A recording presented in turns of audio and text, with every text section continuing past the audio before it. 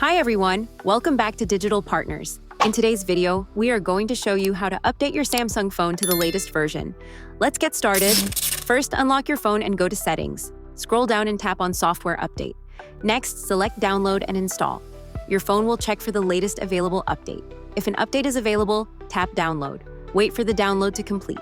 Once the download is finished, you will see two options: Schedule Install and Install Now. If you want to set a specific time for the update, choose Schedule Install.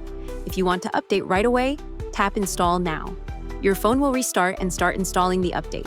After the process is complete, your phone will turn back on with the latest software version installed. And that's it. Now you know how to update your Samsung phone to the latest version. We hope this tutorial was helpful. If you have any questions, feel free to drop them in the comments. Don't forget to like, subscribe, and hit the bell so you won't miss our upcoming tutorials. Thanks for watching Digital Partners, and I'll see you in the next video. Bye.